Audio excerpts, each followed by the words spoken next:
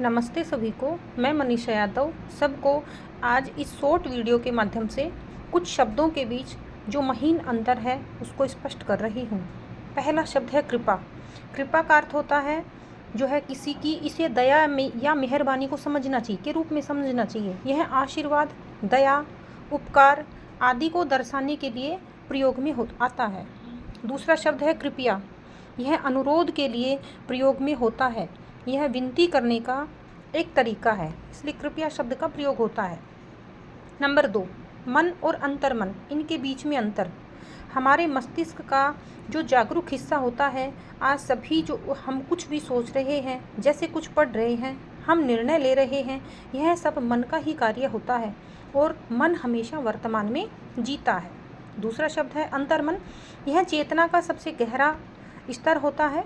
यह जागरूकता के स्तर से नीचे कार्य करता है। इसमें वे बातें होती हैं जिसमें हमें तुरंत पता नहीं चलती, जैसे पुरानी यादें, कुछ मन में दबा हुआ भय आदि। तीसरा शब्द है आदि और व्याधि। आमतौर पर हम इन्हें एक ही समझ लेते हैं, इनके बीच में अंतर होता है। आदि का मतलब होता है इसका जो संबंध है वो मन से है, जैसे मानसिक कष्ट, चिंता आदि को जो है यह दर्शाता है, तनाव आदि को। कारण क्या है? यदि हमें किसी कारण से शोक है, मोह है या ईर्ष्या है, इन भय की जो अगर गहरी चिंता होती है तो उसे कहते हैं आदि। दूसरा शब्द है व्याधि। व्याधि किसे कहते हैं? इसका जो संबंध है वो शरीर से होता है।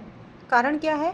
यदि हमें संक्रमण हो, कोई चोट लग जाए, असंतुलित खानपान हो, जिसके कारण शरीर के जो अंग हैं उनकी कार्यक्षमता में कमी आ जाए, ऐसी परिस्थिति क्या कहलाती है? व्याधि कहलाती है।